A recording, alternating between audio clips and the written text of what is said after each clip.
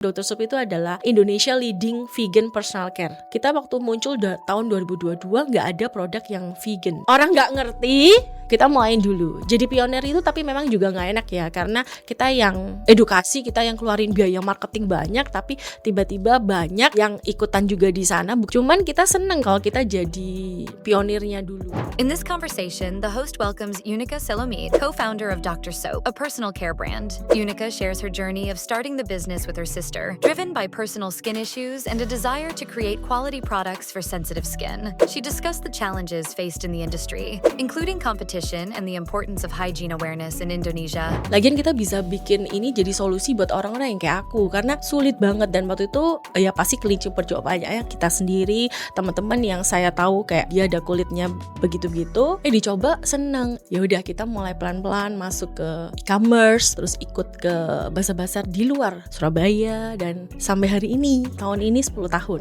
Unica also touches on her role as a marriage counselor, emphasizing the significance of communication and understanding in relationships. Waktu sampai pandemi, itu banyak banget keluarga itu bermasalah. Banyak orang yang pengen cerai. Ya kan waktu pandemi. Pada waktu itu akhirnya aku ngomong sama suami, kayaknya kita nggak bisa kalau ngelayanin aja untuk di gereja aja, kita mesti keluar untuk bantu. Jadi 2020 sampai hari ini, jadi aku nerima konseling di DM aku, dan itu semua for free. Tuh mereka nggak jadi cerai, waktu mereka tidak jadi bukdir, itu sama happy-nya sama aku kerja ini.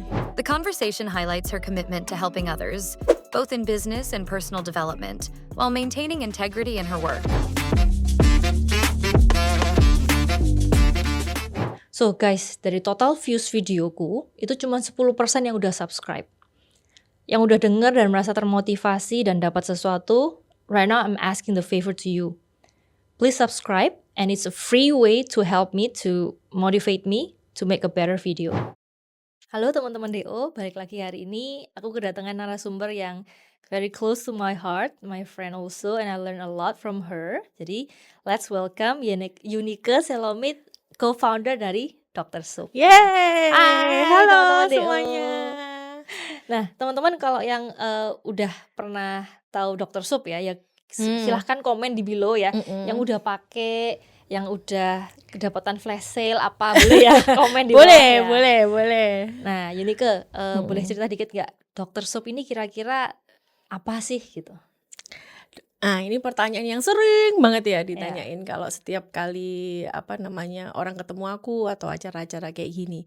Jadi Dr. Soap itu sebenarnya aku bikin karena dari keresahan sendiri. Keresahan sendiri, masalah sendiri, dan kepengen bikin solusinya sendiri. Jadi kita tuh R&D, jadi Dr. Soap itu aku bisnis sama my sister, namanya Jocelyn Stefani. Dia tinggal di Bali, tapi pada waktu kita pertama kali bikin, kita sama-sama tinggal di Surabaya. Jadi saya orang Surabaya. Terus habis gitu, waktu itu dia setelah bikin bisnis fashion line, saya seorang housewife nih, Tia. Saya married tahun 2010, terus saya jadi guru les piano, saya jualan, jadi just tipper lah. Pada zaman itu tuh nggak ada nama just tipper kan.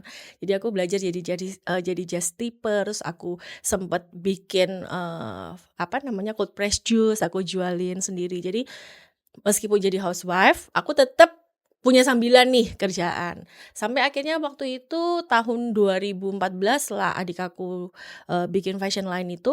Terus kita kepikiran, karena kita itu sebenarnya terlalu deket juga enggak, tapi karena saudara cuma satu, jadinya mau gak mau harus deket kan gitu. Lagi sama-sama ceweknya. Terus long story short, akhirnya kita kepikiran bikin sesuatu bisnis bersama gitu.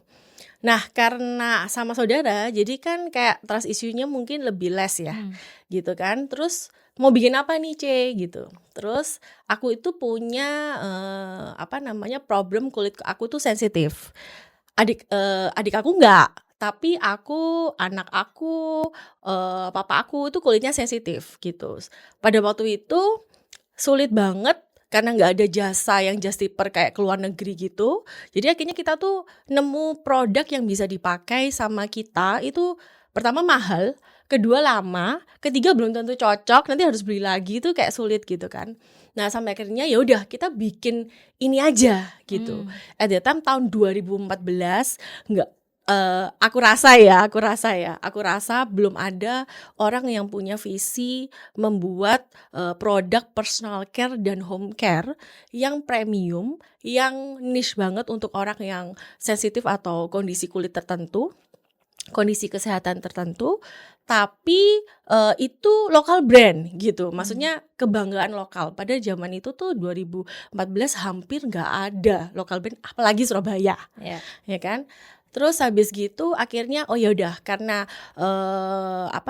bisnis my husband itu salah satunya adalah pabrik kimia kayak gini, jadi kita udah punya source nih gitu. Jadi saya itu bisa dibilang salah satu orang yang maklun awal-awal di pabrik suami saya sendiri Oh, oke. gitu. Jadi pabrik itu udah ada dulu tuh tahun 2011, tahun 2012 dia ngerintis awal-awal. Jalan 2 tahun dan waktu itu kita cuman bikinin orang, bikinin buat hotel, bikinin buat B2B gitu. Sampai akhirnya oh ya udah kita coba bikin produk retail yang internal yang dimiliki sama kita sendiri. Tapi supaya nggak konflik of interest sama klien-klien yang udah ada pada waktu itu, kita bikin yang beda banget, sangat premium. Packagingnya, ideationnya, terus kemudian harganya, looknya, semuanya tuh totally different sama yang dibuat. Sehingga kita harap orang itu suatu hari setelah dilihat Dr. Soap, produknya bagus ya, ini bikinnya di mana? Akhirnya itu kayak sekali dayung 2-3 pulau terlampaui. Oh jadi dia juga bisa kenal sama core business kita yaitu pabrik. Oke. Gitu awalnya. Awalnya dari sana ya. Awalnya di sana. Nah, pas buat kok karena jarang kok orang itu suka jadinya. Unik ya. Kok ada orang jualan sabun cuci tangan 60.000 Iya. pada waktu itu. Iya. Merek lain paling 15.000 ya kan. Ada yang 9.000 mungkin.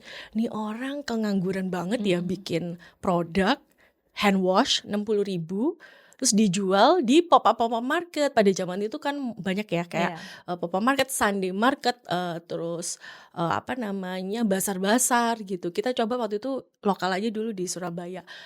Dan aku sempat juga ngerasa waktu itu kita nggak terlalu banyak diterima orang.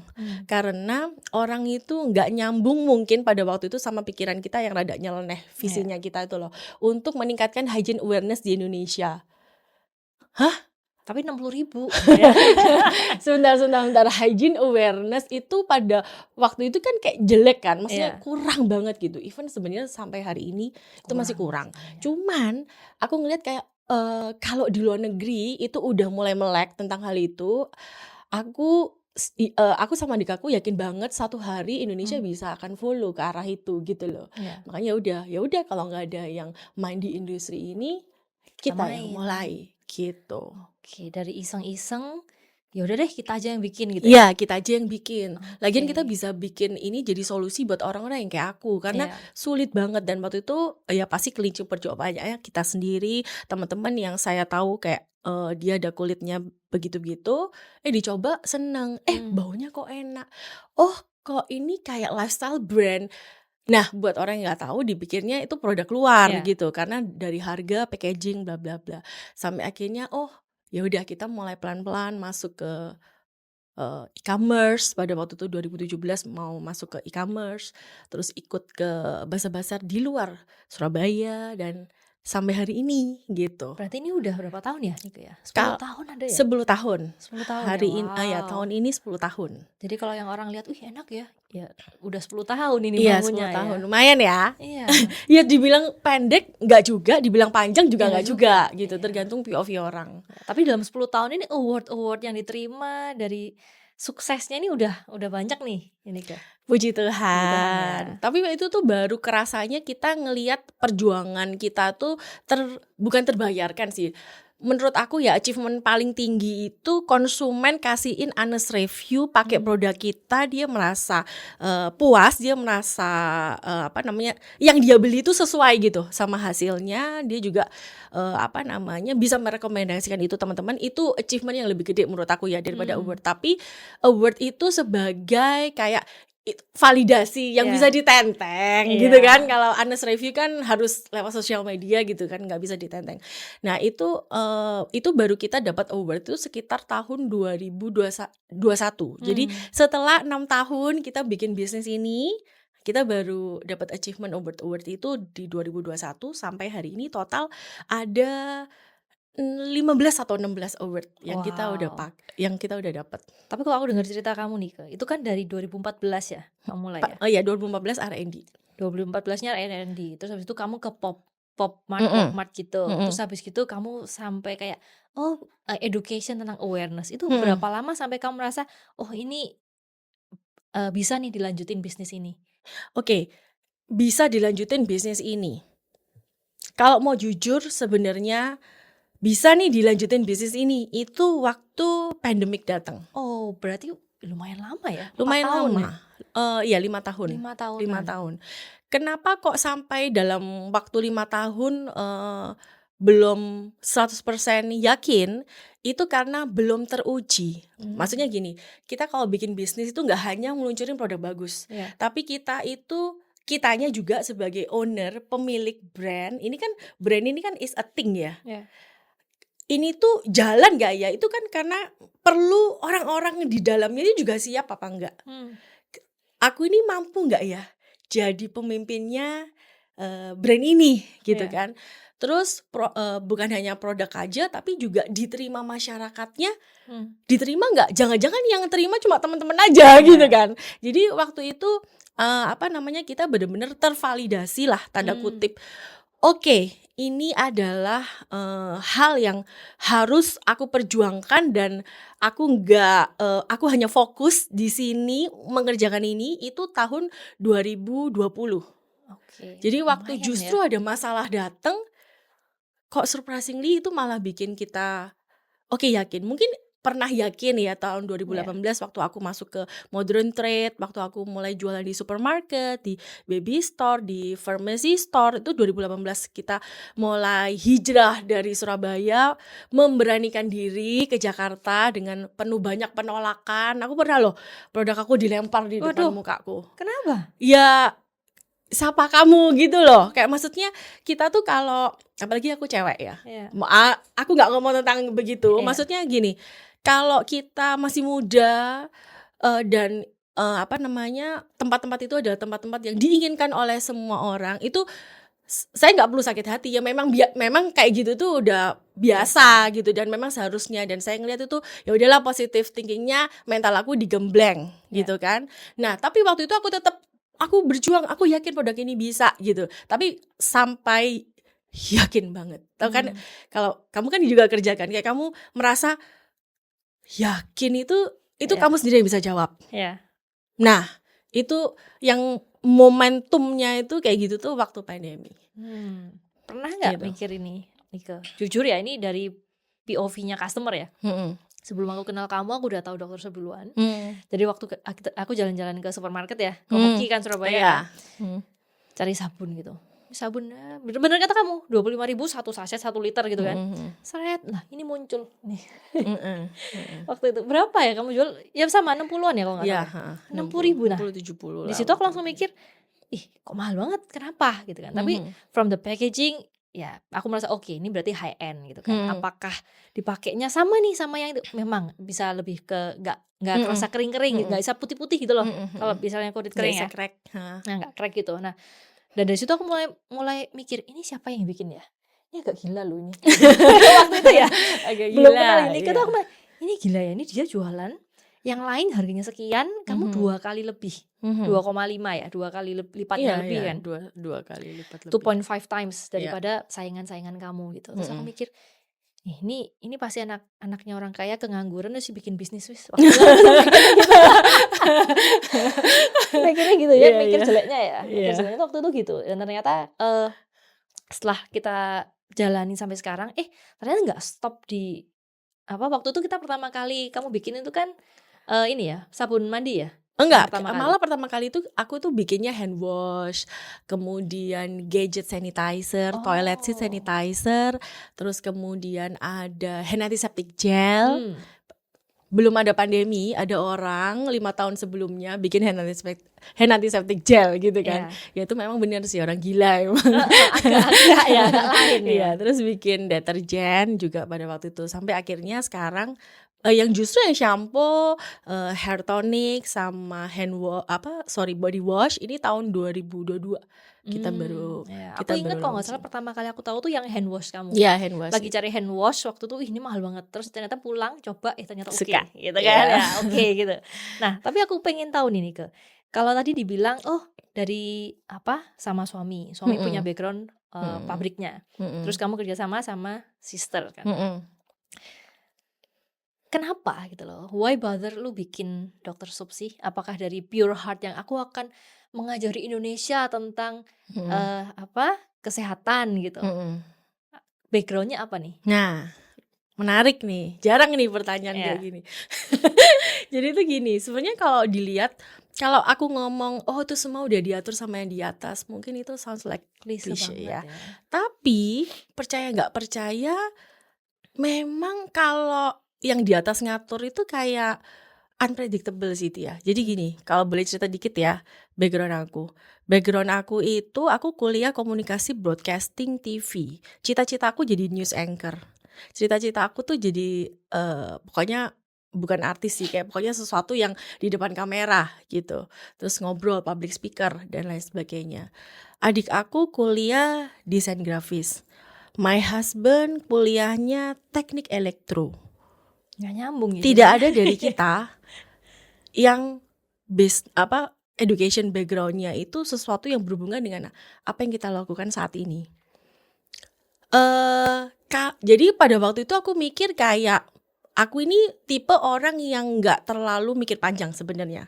Kalau suami aku dia mikir panjang, adik aku orangnya mikir panjang. Aku ini orangnya rada tidak berpikir panjang. Ya pasti sebenarnya ya biar mix gitu. Jadi aku ngerasa kalau aku dikasih kerjaan waktu itu aku jadi guru les piano, ya udah dijalanin aja.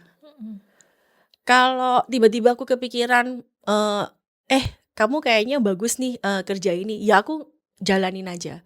Jadi sebenarnya segala yang aku kerjain di Dr. Soap itu terjadi karena bukan kecelakaan, tapi kayak sesuatu yang sebenarnya tidak diplankan begitu rupa.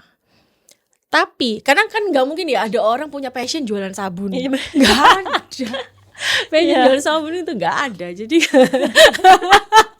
ya kan mana ada gitu. Tapi aku ngelihat kayak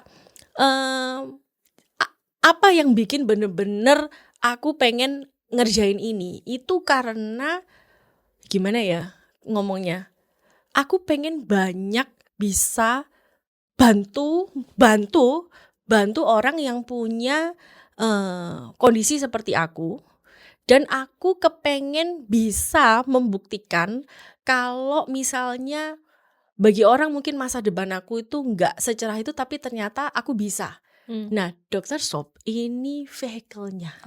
Oke. Jadi aku ngerasa kayak mau apapun. Jadi kalau misalnya kita balik ulang 14 tahun yang 10 atau 13 tahun yang lalu, kalau tiba-tiba aku disuruh jualan vacuum cleaner, ya nggak apa-apa.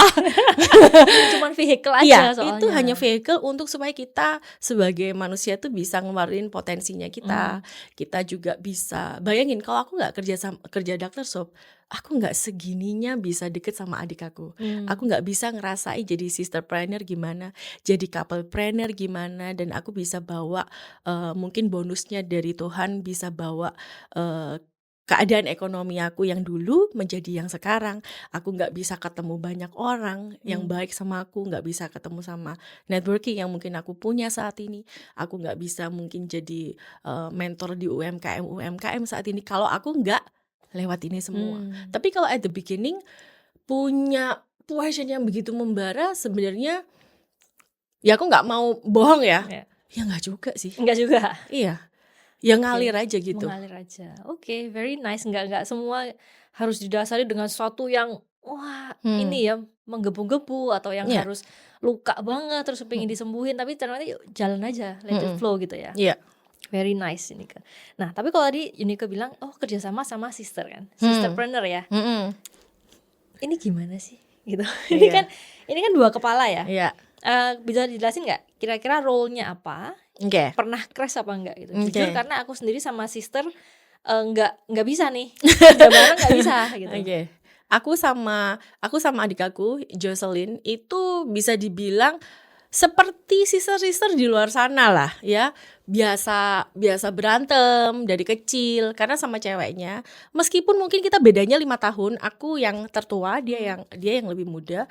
Meskipun bedanya 5 tahun, tapi aku itu sifatnya rada childish, adik aku sifatnya rada dewasa. Oh, kebalikan. Ya, terus abis gitu jadi dia bisa berteman sama semua teman-temanku, aku juga bisa berteman sama semua teman-temannya dia. Oke. Meskipun kita bedanya 5 tahun. Sempat waktu itu kan dia sekolah beda, bukan di Surabaya, tapi waktu kita ketemu lagi dan kita mutusin ini, itu hanya omongan yang, "Yuk, kita bikin bisnis bareng." Ya, yuk kita bikin bisnis bareng.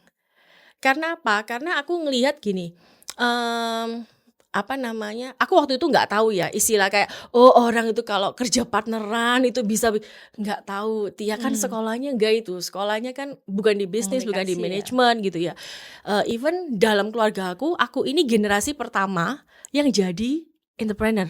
Oh. Semua jadi mulai dari papa mama aku, papa mama suami aku juga itu kerja profesional. Jadi Oke. dalam even sepupu mama itu belum ada yang jadi entrepreneur. Jadi karena jadi cerita keluarga nggak apa-apa ya. Nggak apa-apa. Jadi mama aku itu kalau dari kota ke kota itu istilahnya apa ya? Perantau. Ya, perantau. Jadi mama aku perantau, dia dari Bangka Belitung pindah ke Surabaya waktu kecil dengan naik kapal, tidak punya apa-apa karena perantau ya, pindah Surabaya. Papa aku dulu kakek aku tuh orang yang kaya katanya karena aku nggak pernah ketemu sama dia, dan papa aku waktu lahir itu sampai masuk koran. Saking mungkin kayanya pada zaman itu. Kalau kayak sekarang mungkin ada sosial media, kalau zaman dulu tuh mungkin orang yang the have itu kalau lahir itu woro-woronya di koran gitu. Tapi waktu itu bangkrutnya bangkrut banget, dan papaku tuh udah anak-anak yang paling terakhir sehingga dia nggak pernah ngerasain yang enaknya. Karena waktu papaku lahir tiba-tiba keluarganya tuh bangkrut, dan hidup papaku itu juga sulit gitu, sampai dia cerita kayak dia itu bajunya cuma satu doang kalau sekolah, pulang sekolah harus jadi pengamen gitu. Jadi Pengamen? Iya, papa aku tuh dulu sampai kayak gitu. Wow. Bajunya cuma satu, jadi dia harus cuci, harus besok lagi gitu. Karena sesulit itu, dan dia tuh nggak bisa maksudnya dititipin di tante-tantenya, karena kan anaknya tuh banyaknya orang zaman dulu ya.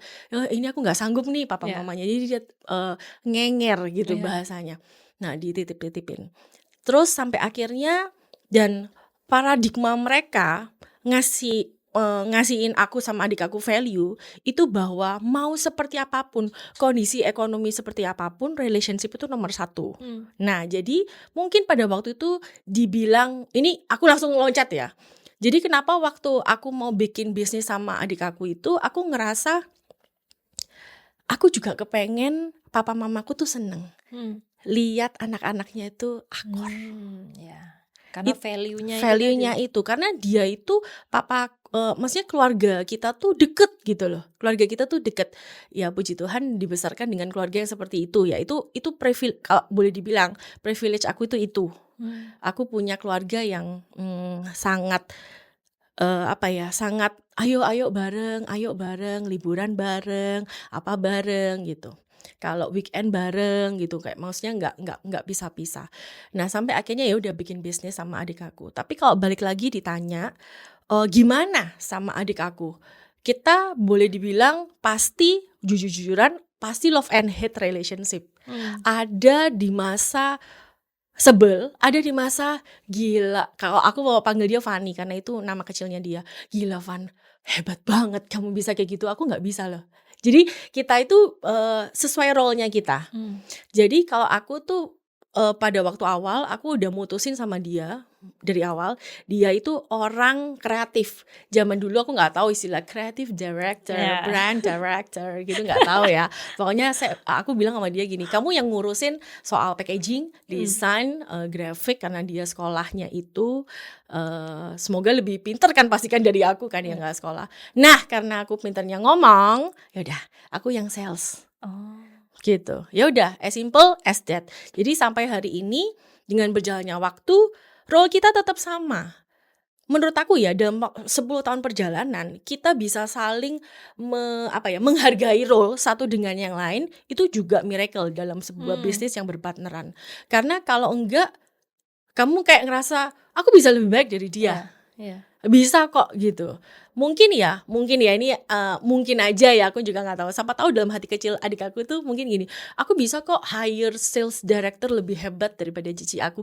Ya mungkin aja, tapi dia merendahkan dirinya gitu kan untuk enggak, aku mau kasih cici aku space. Aku juga sama, mungkin aku bisa hire lo CBO dari somewhere gitu yang tapi aku tahu itu playground dia, itu kesenangan dia, itu sesuatu yang membuat dia merasa lebih hidup as a person. Ya, ayo sama-sama dalam segala kekurangan, kelebihan, dan kalau lagi salah, aku juga nggak bisa bete banget karena aku tahu kita itu nggak punya role model. Balik lagi, nggak ada yang kita bisa tanyain loh Tia. Aku mau tanya, Mah, enaknya aku kalau bisnis kayak gini kayak gimana ya? Mamaku nggak nyambung, nggak bisa jawab gitu. Tapi ya udah kita belajar dari kesalahan kita sampai hari ini, dan aku ngerasa kan adik aku tuh pindah ke Bali nih, ya kan? Tahun 2020 dia pindah ke Bali, dia for good di sana, dan aku ngelihat dia yang sekarang sama aku yang sekarang boleh aku ngambil kesimpulan bahwa memang itu kita tuh ditakdirkan memang buat bikin ini bareng. Kalau aku bikin ini sendiri atau aku bikin ini nggak sama adik aku, mungkin ceritanya akan beda dan aku nggak ada di sini. Nah tadi sempat kita sebelum roll camera action ya, sempat ngobrol kan, iya adik di Bali gitu. Ih aku ya mau kan pindah di Bali kan. Mau banget. Tapi ya mau banget kerja di Bali, kerja sehari, sorenya ke pantai gitu kan. Nah, terus ini kan kita pikiran jeleknya ya, pikiran jeleknya, oh Unika ngurusin sales, ngurusin operasional, ngurusin pajak, finance yang nggak enak semua gitu kan. Ya gue ngurusin kreatifnya, ketemu ini punya ilham, gue gambar, gue desain. Apakah fair gitu? Gini. Aku kalau ngelihat, aku pernah ngobrol sama adik aku ya.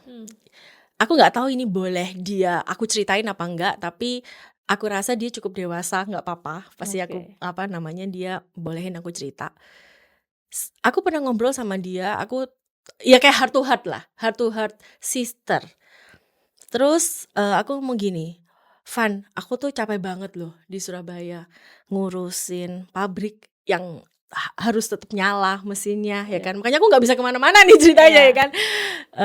Banyak orang, nih kamu pindah ke Jakarta dong, pasti kamu lebih sukses deh. Iya pasti, aku akan jauh lebih sukses kalau aku pindah Jakarta. Tapi aku tetap harus di Surabaya untuk atur segala sesuatunya. Terus aku ngurusin operasional SDM. Karena HQ-nya di Surabaya kan. Jadi ngurusin orang segitu banyak. Aku belum ada HRD. Oh my god. Dan kemudian ngurusin pengiriman barang, gudang, live, e-commerce, marketing. Dulu dia marketingnya. Oke. Sampai akhirnya dia limpahin ke aku, bukan karena dia malas, bukan, aku tahu itu. Karena dia punya anak kecil, jadi dia nggak bisa mobile sering-sering ke seluruh Indonesia. Nah, anak aku udah gede, jadi kamu ya Ci ya. Oke. Aku nggak merasa itu sebagai beban karena aku juga suka marketing gitu. Aku juga suka traveling, aku suka keliling, aku suka ketemu orang. Jadi ya udah nggak apa-apa gitu. Terus dia yang di Bali kan, aku bilang kayak, kamu kok enak ya di Bali. Maksudnya enaknya itu bukan sinis ya, aku ngomongnya itu kayak, kamu kok enak ya di Bali. Aku tuh ya kadang-kadang tuh kalau capek itu aku nggak tahu mau apa. Kerja sampai, kalau ngurusin live tahu kan sampai jam berapa ya kan. Dan kalau ada tiba-tiba sesuatu apa gitu ya tengah malam gitu, aku juga harus melek lah gitu sama suami aku gitu untuk ngurusin itu. Nah, dia kan di Bali, jamnya apa? Wita kan. Iya, Nah, jadi kan dia kan satu. kayak lebih malam gitu loh. Jadi kalau misalnya kita ada masa jam 10, ya iya masa aku telepon dia jam 11 malam, dia iya. pasti udah tidur kan. Jadi kayak pernah aku ngomong heart to heart kayak gitu sama dia. Tahu nggak jawabannya dia apa? Yang aku simpulkan ya, maksudnya dia nggak literally ngomong ini. Dia ngomong gini, C, mungkin kamu ngerasa plus kamu itu. Kamu kerasa minus kamu itu. Yang aku rasain di sini itu adalah aku sedih loh. Kenapa? Aku nggak bisa kumpul sama timku seperti kamu kumpul sama timnya kita setiap hari. Oh. Rasa, tau gak sih? Yang kita kadang take it for granted ya. Iya, aku baru nyadar loh. Iya. Ternyata dia selama ini itu, ngerti kan? Iya. Maksudnya dia tuh harus berkomunikasi dengan banyak orang. Terus kadang misalnya aku pergi lunch sama anak-anak, Iya. mungkin dia nggak iri tapi dia sedih. Aku nggak bisa. Aku harusnya juga ada di situ karena itu semua tim anak-anak aku. Iya. Misalnya contoh aku ketemu sama siapa gitu ya, big name gitu, terus bla bla bla gitu, dia mungkin nggak iri, bukan, tapi aku tahu dia juga pengen karena half of Dr. Soap is her, jadi aku kok nggak bisa nemenin anakku ini ya ke sana. Ya, seperti yang kamu kepengin dia gini, dia juga kepengin ini. Iya. Jadi rasa itu buat aku oke. Oh. Kayak maksudnya ya sama ya, kita punya kesusahan kita masing-masing. Dan aku ngelihat dia yang sendirian di sana, sendirian loh dia. Paling cuman tim anak kreatif sama social media, ads gitu-gitu kan. Yang lainnya kan banyaknya di Jakarta sama Surabaya. Dia yang sendirian, tapi dia masih bisa kreatif. Dia masih bisa mikirin kita mau bikin produk apa. Aku salut banget sama semangatnya dia yang kayak gitu. Dia masih punya anak bayi umur 1 tahun yang paling kecil, tapi dia masih bisa put so much effort di semua konten di social media, ngepolisin kita karena dia brand director kan. Pokoknya kan berarti brand ngomong apa kita yang lakukan kan sebenarnya. Dia masih jadi ngepolisiin kita. Dia ngelihat apa yang tidak bisa kita lihat dari kacamata yang di luar. Kalau kita kadang yang di dalam sini tuh kan bingung sama sini sehingga kita nggak bisa ngelihat yang dari. Nah, ternyata Tuhan taruh dia untuk dia bisa ngelihat dari POV yang berbeda karena dia nggak ada di tempat itu. Oh wow. Jadi itu benar-benar waktu aku tahu kebenaran ini, maksudnya aku tahu impresi ini. Bagi aku kayak apa sih yang kamu mau iriin? Apa sih yang kamu mau kayak balik tadi ini soal enak ya di Bali gitu. Dan jangan salah, aku tuh ketemu dia hampir setiap bulan meskipun kita beda. Kamu ke sana gitu. Aku ke sana atau dia yang ke sini atau kita ketemu di kota-kota lain gitu. Gitu caranya kita masih bisa bonding satu dengan yang lain. Jadi possible ya dengan mindset hati yang terbuka, saling tahu dia kasih apa, kita kasih apa gitu ya. Kuncinya kalau partneran, mau sama temen, mau sama suami, pasangan, mau sama ada yang partneran sama orang tua loh. Aku punya temen partneran sama orang tua, partneran sama keluarga. Yang penting tuh satu sebenarnya, motivasi. Motivasi kamu tuh kenapa sih kamu kok pengen partneran? Kalau kamu pengen muncul sendiri, ngapain kamu partneran? Gitu. Jadi kayak motivasi kamu tuh harus di hello. Kamu tuh nggak bisa loh sampai di sini kalau nggak ada dia. Jadi aku juga nggak boleh bermegah diri kayak oh ini karena aku bisa bisa ketemu A, B, C sehingga networkingnya bagus, kita bisa dapat exposure bagus. Kalau nggak ada adik aku yang ngedesain ini, mungkin orang-orang itu mesnya pertama kali itu sama desain, the packaging, function, iya kan? Jadi kayak ya nggak bisa menang sendirian gitu, nggak boleh. Makanya balik lagi motivasinya tuh apa? Ini aku sambil mikir ya, waduh, berarti aku gimana ya belajar dari Yunika sama Vina gitu kan. Ntar Vina kesini dong. Fanny kesini ya, Fanny ya. Iya nanti kalau ke Surabaya ya. Iya ya, kita podcast berdua sister gitu kan. Aduh, nangis-nangisan. Cucu. Nah, tadi Nika sempat bilang kalau misalnya kamu pindah ke Jakarta, ini pasti Mm-mm. lebih sukses. Waduh, salah ngomong ya. Pertanyaannya adalah kenapa nggak dilakuin aja? Oke, kok dalam ya tanyaannya. Aku pernah sempet melakukan, aku tuh sering banget ya Tia ke Jakarta, bisa dibilang. Dulu 3 minggu sekali ke Jakarta. Lalu suami aku sama anak-anak aku dia bilang kayak coba enggak, maksudnya suami aku bilang, "Ayo kita gantian." Jadi biasanya tuh aku kalau ke Jakarta selalu sama suami aku per 3 Oke. minggu sekali gitu loh.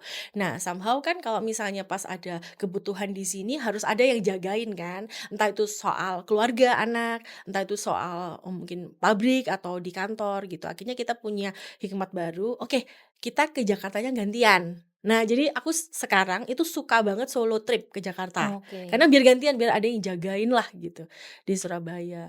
Terus sampai akhirnya kita coba sering, terus kan banyak kan suara-suara, "Nih kamu tuh enakan kalau di sini loh ya, Suara di sini ya kan, gini-gini." Iya, karena teman-teman pada kayak gitu, "Nih kamu bisa kayak gini, bisa ketemu sama government." Ya kan, itu different game. Di Jakarta tuh different game sama di Surabaya. Nah, I know it.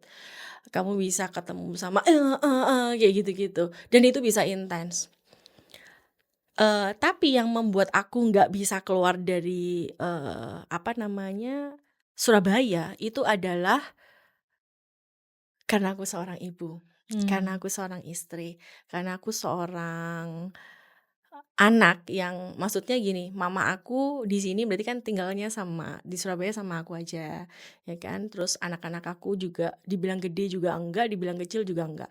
Ada anak aku yang pertama itu teenager, 14 years old, dan malah aku ngerasa di momen itu tuh harusnya dia butuh orang tua. Aku pernah baca di parenting, cowok anak pertama tuh deketnya sama harus mamanya harus deket sama dia. Oke. Jadi ada fase-fasenya sebenarnya. Jadi kalau anak yang masih kecil banget itu dia perlu daddy figure. Bukan berarti nggak butuh mama, tapi daddy figure, bukan cuman halo hari ini ngapain, bukan gitu ya. Daddy figure bener-bener mau apapun jenis kelaminnya dia. Terus nanti kalau udah usia 7 atau 8 sampai usia teenager, dia itu butuh papa banget dibandingin sama mama. I see. Gitu. Maksudnya kalau yang kecil itu butuhnya papa sama mama, tapi papanya juga harus hadir. Kalau yang umur berikutnya itu dia tuh very look up ke papanya, gitu, masa-masa itu. Kalau nanti dia udah teenager, ini karena anakku semua cowok ya, yang teenager itu dia butuh mama, Mamanya. gitu. Jadi aku ngerasa aku harus tahu prioritas hidup. Nggak semua itu kesuksesan tentang duit, ya kan. Percuma aku dirayakan di luar rumah, masuk rumah nggak ada yang ngehargain aku, nggak ada yang ngehak aku, itu percuma gitu. Jadi aku ngerasa panggilan aku mungkin dalam dunia pekerjaan bisa kok sukses bareng gitu dengan apa yang aku lakukan sekarang. Tuh aku juga yakin berkat itu dari atas. Yeah. Berkat itu nggak ada yang kecepatan, nggak ada yang kelambatan, nggak ada yang bisa ketuker. Yeah. Ya udah, mau dimanapun kalau Tuhan mau kasih bisa kok gitu. Jadi aku ngerasa ya udah, itu berarti validasi aku tetap stay di Surabaya. Dan ternyata orang-orang entrepreneur Surabaya ya bisa ngelihat Unika, Dr. Soap ini brand Surabaya nih. Tapi nggak cuma stay di Surabaya kan, bisa sampai ke Jakarta, Indonesia ya udahan ya. Iya. Ekspor udah? Belum. Oke, habis gini ya 2025 ya. Kayaknya belum dulu. Oke. Kayaknya belum dulu. Oke, tapi udah nasional udahan ya. Ya. Dan possible bisa. Jadi teman-teman Surabaya jangan mengecilkan mimpi ya. Iya benar. Bisa kok ya. Ya. Oke. Karena orang-orang semua Jakarta, semua Jakarta gitu. Enggak, Surabaya juga punya kok talent-talent yang bagus ya. Malah tuh seharusnya kita tuh harus sukses dulu di sini. Makanya tadi waktu kamu tanya, mau ekspor nggak? Banyak kan orang kepengen ekspor. Yeah. Aku nggak tahu ya, aku kok rada lain ya. Aku mikir, iya mungkin someday aku akan ekspor. Tapi bagi aku, ekspor itu kalau kamu sudah, market kamu tuh sudah sempit di sini, udah nggak bisa gerak, udah stuck, udah habis target segmennya, baru kamu keluar. Yeah. Jangan gini, jangan kita yang keluar, kita yang bukan ngemis ya, apa ya, misalnya kita yang mohon, "Ayo aku pengen loh di Di luar gitu ya? Jepang, di Hong Kong," gitu. Bisa nggak dibalik? Mereka yang pengen kita ke sana. Waduh ini Kan sombongnya bagus nih. bukan, tapi sombongnya in a good way Sombong kan. positif Karena aku ya. banyak lihat brand-brand yang sukses. Ini boleh sebut brand nggak? Boleh. Misalnya nih kayak Tolak Angin, Iya. ya kan, Indomie. Mm-mm. Itu mereka loh yang minta orang-orang ini untuk ke sana. Gitu. Iya dong. Nah, maksudnya kayak, wah, tahu nggak cerita yang Indomie heboh banget di luar negeri? Habis-habis semua Iya, dia. tahu nggak? Iya. Nah, berarti kan demand-nya itu bisa Tinggi. kerasa kalau misalnya Indominya yang mohon, ya Iya. kayaknya nggak akan mungkin keluar fenomena kayak begitu, gitu. Wow, berarti kuatin dulu di Benar, sininya kuatin ya. dulu di sini, jangan tamak. Hmm. Iya loh, kadang tuh orang kayak kepengen dar gitu. Iya. Mungkin karena bukan maksudnya aku ngatain ketamak ya, bukan. Cuma maksudnya jangan BM lah. Mungkin BM apa tuh? banyak mau. Oh banyak mau. Iya. Selesaiin dulu satu-satu, Iya. pelan-pelan. Kalau kata orang Jawa tuh alon-alon asal kelakon. Lakon ya. You chew more than you can bite ya. Sama nih aku bikin Dr. Soap, orang mungkin kayak banyak yang ketemu aku tuh orang tanya gini, kok bisa ya kamu bikin bisnis 10 tahun? Aku tuh 3 tahun aja udah mau stop. Oh, aku tuh 7 tahun aja udah mau stop gitu. Kenapa kok bisa? Dan waktu aku tanya kamu, energi kamu tuh kayak mau masih banyak untuk gedein. Kok bisa? Nah itu apa namanya? Mungkin orang tua aku nggak pernah ngajarin, tapi aku berterima kasih aku ditemuin sama Tuhan orang-orang yang ngasih aku nasihat bahwa sustainable business itu yang paling utama. Kita ngelihat big brand di Indonesia, mau lokal brand atau mau international brand, banyak dari mereka yang umurnya udah 50 tahun, 100 tahun. Mereka namanya apa dulu, bisnisnya apa, bisa pivot jadi apa, tapi nama itu tetap ada ya. gitu kan. Kayak contohnya brand-brand luar negeri itu kan dia bisa tuh ganti pivot bisnis gitu loh, dari apa jadi apa gitu. Tapi nama itu tetap ada. Nah, itu makanya penting kesana sustainable ya. business. Nah, apakah that's one of the reason kenapa Dr. Soap ini belani apa ya? Ngusahain banget sampai harus vegan, cruelty free, terus nggak pakai banyak banget kan? SLS. Nggak pakai SLS. Apakah itu karena pengen sustainnya sampai jauh, atau memang kamu merasa niche-nya ada di sini nih, atau kenapa? Bener. Atau gimmick nih? Enggak mungkin, kalau gimmick aku udah nggak dapet BPOM pasti. Enggak, karena memang itu. Jadi kalau di Dr. Soap kita tuh punya 3 values aku sama aku yang kita buat itu, pertama safety, produknya safety, terus kemudian creativity and sustainability. Jadi semua produk yang ada di dalam Dr. Soap itu semuanya harus mengandung 3 value ini. Mau live streaming pun harus tetap mengandung 3 value ini. Nah, kenapa kok aku sama adik aku pengen bikin Dr. Soap ini? Kita tuh berani klaim, ini self claim ya. Ini self claim bahwa kita itu Dr. Soap itu adalah the first, maksudnya Indonesia leading vegan personal care. Gitu. Kita tuh leading vegan personal care Indonesia. Kenapa? Kita waktu muncul tahun 2022 nggak ada produk yang vegan ya. Orang mikir apa ini vegan? Nah, sebenarnya kita tuh sedang melakukan apa yang kita lakukan pada zaman 2015 dulu. Orang nggak ngerti, kita mulain. Kita mulain dulu. Jadi pionir itu, tapi memang juga nggak enak ya, karena kita yang edukasi, kita yang keluarin biaya marketing banyak, tapi tiba-tiba banyak yang ikutan juga di sana. Bukan ikut sih ya, memang namanya fenomena ya. Pasti kan orang akan mikir beli-beli produk vegan, SLS gitu. Cuman kita seneng kalau kita jadi pionirnya dulu. Dan aku ngelihat kebutuhan produk-produk yang tidak mengandung harsh chemical, SLS, paraben. Sekarang tuh customer pintar banget, kadang lebih pintar loh daripada aku. Kayak dia tuh ngerti, apakah ini quarter free gitu. Wow, kok itu bahasa-bahasa di lab ya gitu ya kan. Iya, mereka bisa ngerti apakah ini itu mengandung tale. Waduh, bahasanya mulai aneh ya. Fosfat. Mereka kok bisa ngerti gitu. Tapi ternyata waktu ada yang memulai, buktinya mereka juga bisa ngerti. Oke. Jadi tinggal sebenarnya tuh butuh siapa sih yang mau bunuh diri dulu bikin Iya. bikin awareness pertama kali gitu kan. Nah, kenapa kok kita mau masuk ke vegan? Karena kita ngelihat di luar negeri itu semua produk vegan. Dan aku happy aku ketemu banyak teman-teman yang di industri yang sama, ada yang di skincare, ada yang personal care, itu mereka semua mengarahnya ke vegan. Karena buat kita atau buat aku pada zaman kita berarti kan launching 2022 awal, kita R&D dari tahun 2020, itu vegan itu future sih menurut Oke. aku. Kayak dulu aku ngelihat bikin produk yang sensitive skin, lah kok banyak ya sekarang orang sensitive. Tapi aku bukan ngedoain jadi banyak sensitive Iya. skin ya, pada zaman itu aku juga nggak tahu itu karena kan aku sendiri ya. Tapi tiba-tiba, kok banyak ya? Ya kan, berarti bisnis yang kamu buat dulu itu jadi jawaban permasalahan buat hari ini. Gitu. Gitu. Oke. Tapi kalau kita bilang vegan, how important is it? Apakah haruskah semua brand vegan atau gimana? Nah, gini, kita itu kan sebenarnya, nah ini kalau cerita tentang sustainability panjang loh. Jadi gini, kita tuh kan di dunia ini ya kan, kita udah hidup di dunia ini, kita harus berterima kasih dong sama lingkungan, Iya. sama apa, dan kita kepengen sebenarnya nggak boleh jadi manusia yang egois. Maksudnya apa? Supaya anak-anak cucu-cucu kita itu masih bisa merasakan udara yang segar, tanaman yang bagus, dan lain-lain sebagainya. Dan semua hasil bumi itu juga bisa bersama-sama jadi satu sama kita. Gitu loh. Karena kalau misalnya kita pakai produk-produk yang mengandung chemical yang jahat, itu long termnya nggak baik. Oke.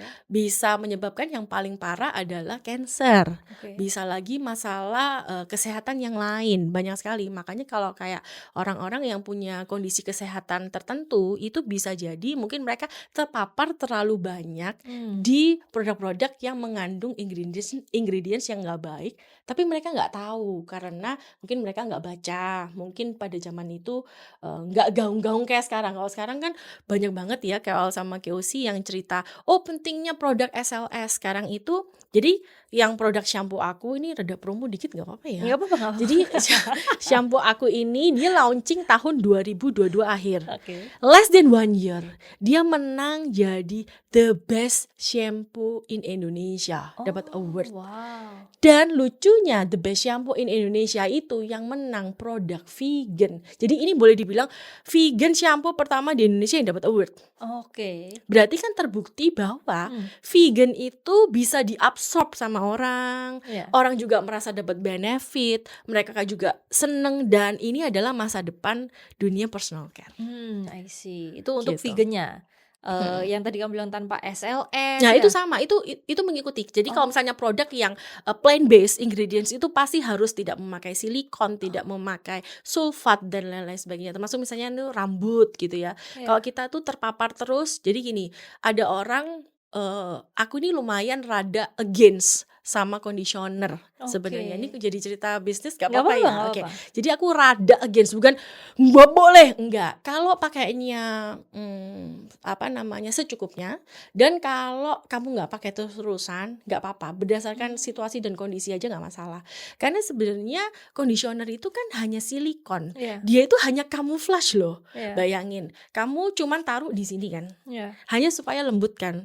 Tunggu bentar, berarti 90% itu luruh ke air. Air ya. Berguna nggak berarti? Ya paling cuman buat gemes-gemesan aja kan, biar halus. Tapi sebenarnya rambut itu yang harus sehat bukan batangnya dulu yang. Akarnya. Yes, exactly. Jadi kita harus rawat itu sama akarnya. Kalau akarnya sehat, aku nggak usah pakai conditioner, nggak apa-apa gitu. Jadi kita mulai nanemin edukasi ke situ ke orang-orang. That's why produk yang bagus itu secara keseluruhan.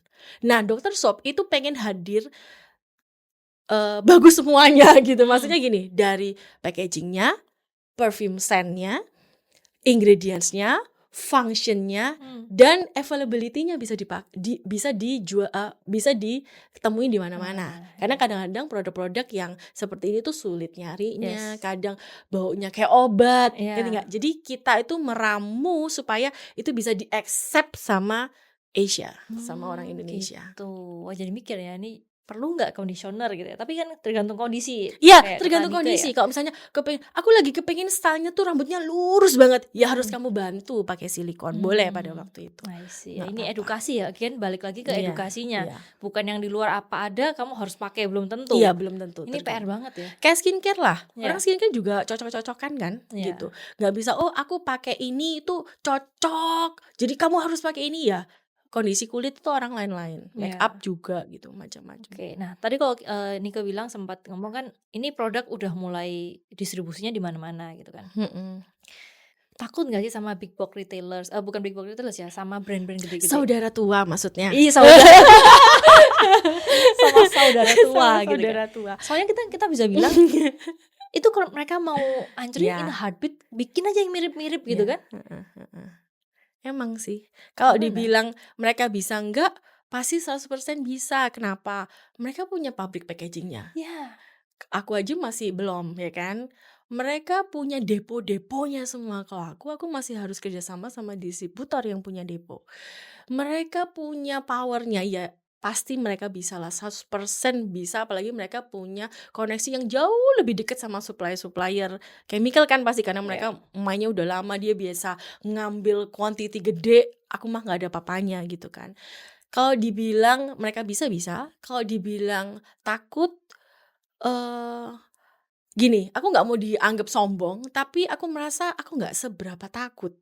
Seberapa takutnya tuh gini, nggak seberapa takutnya tuh gini, karena aku tahu yang jualan nasi goreng itu banyak, yang jualan nasi padang banyak, tapi bukan berarti yang jualan nasi padang di kampung A itu takut sama nasi padang yang terkenal di Jakarta itu kan. Ya brandingnya beda, targetnya juga beda, pendekatan marketing approach itu juga beda, ya kan? Terus mau ditiru pun plek ketiplek lah sampai ke sennya pun gitu, atau semua tim aku yang otaknya pinter di hijack pun namain mereka gitu misalnya contoh. Aku rasa kalau kita ownernya itu motivasinya enggak, soalnya gini, kalau kita bisnis cuman mau ngalahin kompetitor nggak ada habisnya dia. Nggak usah ngomong yang saudara tua, ngomong yang teman-teman kita aja. Kayak aku tuh sebenarnya rada unik ya bisnisnya. Jadi kalau di pabrik itu kan istilahnya aku membantu para kompetitorku juga kan. Kan aku memproduksi Edukasi. produk-produk, aku memproduksi produk kompetitornya Dr. Soap juga kan. Betul. Iya kan kalau di pabrik aku. Jadi sebenarnya aku itu sama suami sama adik aku tuh sekarang suami aku juga ikut bantuin di Dr. Soap. Oke. Dia yang bagian ngurusin bantuin di sales yang sulit-sulit yang mungkin aku nggak bisa tanganin gitu. Kemudian dia bantuin aku di finance, tax, dia bantuin di sana. Jadi kita itu bertiga udah terbiasa untuk berdamai dengan para kompetitor-kompetitor itu dari awal. Jadi aku merasa gini loh, kalau kita tuh tujuannya cuma mau ngalahin mereka, nggak ada habisnya, ya kan? Justru harusnya kamu happy. Jangan salah ya, aku kalau milih boot, aduh jadi keluarin tips nih, ya kan? Boleh nggak apa-apa kalau ditiru, ini bagus banget soalnya. Jadi aku kalau pilih boot waktu expo, aku tentu pengen deket sama kompetitor-kompetitorku. Kenapa? Karena mereka bawa masa dan aku bawain masa juga buat kamu. Sama-sama Gak ada ya. yang salah gitu. Iya. Gak ada yang salah, balik lagi ya kan, berkat gak mungkin kemana gitu. Jadi ya gak apa-apa gitu, kita hidup berdamai aja. Apalagi sesama lokal brand. Maksudnya gini, kita ini sama-sama pejuang. Aku gak melihat teman-teman aku yang jualan, kan aku sekarang lagi build distribution company, masih awal banget. Dan ada salah satu produk itu yang juga jualan hair care. Itu exactly mirip loh. Bayangin nggak? Aku bisa bantu, bukan bantu ya bukan bantu lah. Kalau bantu kan aku nggak dapetin cuan ya. Tapi maksudnya aku mempercepat dia untuk bisa di mana-mana. Kalau kayak dulu tuh aku tahun 2018, tahun 2025 ini misalnya katakanlah ada di 1000 titik misalnya contoh gitu. Nah dia dalam waktu misalnya 2 tahun dia cepet bisa langsung sesuai sama titik-titikku. Berarti kan istilahnya aku ini bener-bener gak hanya ngebantuin dia, tapi aku membantu menyebarkan dia di mana-mana kan. Ini gitu. sainganmu. Padahal saingan di satu SKU khusus gitu. Dan aku rasa sebenarnya hal kayak gitu itu yang penting kan kita ini fokusnya bukan apa ya, soalnya gini, kalau bisnis kepengen supaya kamu jadi yang terbaik, kamu yang teratas, orang lain mati, kamu nanti ya di atas sendirian tuh juga nggak enak gitu, kayak nggak hidup gitu loh, Ya. kayak nggak hidup juga, ya nggak apa-apa. Tapi ini balik lagi ya, ini POV aku, Ya. bisa orang lain berpikir yang berbeda, kalau aku mikirnya kayak gitu, nggak apa-apa. Malah kalau semua sukses bukannya seneng. Dan jangan salah ya, kalau kita bantu orang Ya. supaya orang itu jauh lebih sukses mungkin, kita dilihat Tuhan. Dan Tuhan bisa juga ngesuksesin kita. Asal motivasi kita bener. Bener ya. Heeh. Oke. Nah tadi kalau Yunika bilang bantuin nih si saingan untuk bisa spread out gitu. Kalau nggak salah Dr. Sob ini juga punya founder ya, punya ini ya, investor ya. Mm-mm, mm-mm. Nah tanggung jawab ke investor gimana? Investor apa enggak? Ih kok gitu sih? Ya number one kan, soalnya kita beda ya. Founder sama investor itu kan Mm-mm, beda. mm-mm, Founder ataupun orang yang bikin ini hatinya kan nggak mm-mm. melulu tentang duit gitu. Mm-mm. Kalau investor kita punya tanggung jawab, mereka Mm-mm. punya tanggung jawab juga. Gimana? Justru unik karena segala sesuatu bentuk keputusan yang sangat penting yang diambil sama kita, itu kita semua diskusiin sama partner kita yang lain. Oke. Dan ternyata ya nggak mungkin lah kayak kita nggak ngomong gitu kan ya, pasti ngomong dan mereka accept. Jadi kalau mereka accept, buat aku oh ya udah gitu, Jalan. berarti ya udah, berarti boleh jalan gitu. Hmm. Dengan kita memaparkan bahwa oh tapi kita melakukan ini itu benefitnya bisa kita juga belajar. Karena gini loh, kita tuh tipe, kalau ini balik lagi leadership style orang berbeda-beda. Tapi aku rasa kalau investor yang cocok, yang benar gitu kan, mereka akan mengerti maksudnya founder-foundernya ini mau apa gitu loh. Ya. As long as semuanya transparan, semuanya clear, semuanya terbuka, tidak ada dusta, ya kan, iya kan, ya gitu ya oke, jalan gitu. Tapi memang ini nggak berarti venture capitalnya itu boleh loh, kok di sini Nggak boleh. jangan ya Beda, kan, orang ya. kan lain-lain. Value-nya beda-beda. Boleh tahu nggak nih Kak, ini spill, kalau nggak boleh ya kita skip. Kenapa sih mutusin mau terima investor gitu? Oke, balik lagi. Aku itu orang Surabaya. Tidak ada, bisa dibilang, kalau dibilang tidak ada networking ya mungkin apa ya, definisinya terlalu luas ya. Kayak gini loh, kita tuh orang Surabaya mau sukses di ibu kota, kasarnya gitu, mau mengembangkan sayap, kita perlu backup. Jadi sebenarnya kalau dibilang kita perlu duit ke investor, bukan berarti aku oke finansialnya, bukan. Cuman maksudnya kalau duit itu bisa lah dicari lah Tia ya. Kayak maksudnya gini, kalau kita mau gede, udah kita jual aset juga nggak apa-apa. Namanya orang kalau businessman itu berani bayar harga. Mau resiko apapun, kalau selama itu masih terukur ya kita lakukan. Let's say, kalau butuh duit, contoh ini misalnya butuh duit berapa M nih. Oh ya mungkin bisa lah ya jual aset ini ya kan. Ini kan demi kepentingan yang jauh lebih besar gitu kan. Atau paling option paling terakhir pinjem bank, biasanya kan banyak juga kan, sebenarnya itu nggak apa-apa kan, gitu. Jadi aku di sini bukan membutuhkan uang investor itu sebenarnya, tapi aku lebih ke, aku itu waktu ketemu sama mereka due diligence aku, mereka melihat, karena aku tahu venture capital tuh biasanya mau invest di perusahaan yang nomor satu itu bukan soal growth, ya memang growth mempengaruhi, tapi nomor satu tuh adalah founders quality. Oke. Jadi dengan aku diinvest sama seseorang yang aku tidak kenal orang itu siapa, bukan saudara, tidak tahu ketemu di mana, tidak punya mutual friend, kok bisa orang itu mau? Buat aku pribadi, aku merasa aku tervalidasi soal kualitas aku sama kualitas adik aku. Bagaimana kita itu menjalankan sebuah bisnis gitu kan. Ini kan ngomongnya soal bisnis. Gimana quality aku tuh dinilai orang. Dan waktu di due diligence itu kan kita semuanya jadi suratan terbuka gitu kan ya. Kita dilihat laporan keuangannya ya kan, kita dilihat semuanya. Kalau dia invest, berarti kita rapi dong. Berarti Ya. bagus dong selama ini orang yang kuliah broadcast ini ya kan. Gitu. Dan maksudnya orang kalau setiap kali orang lihat aku, terus orang ketemu, terus orang ngomong kayak, wih keren ya kamu di ini Di-invest ya. investor gitu ya. Aku ngerasa kayak sebenarnya bukan kan selalu mereka tanya habis gini mau apa gitu. Ya. Kok aneh ya, aku kok malah mikirnya kayak bukan mau apanya, tapi kayak oh, dengan aku tuh ada orang mau percaya sama aku, itu memvalidasi bahwa apa ya, kredibilitas aku tuh ternyata oke ya di dunia bisnis ini gitu, di dunia marketplace ini gitu. Ada orang yang tiba-tiba mau percayain sesuatu ke kamu dan dia invest di sana dan percaya kamu bisa jalanin sampai hari ini, sampai 3 tahun udahan. Plus minusnya kita punya investor itu apa nih, Kak?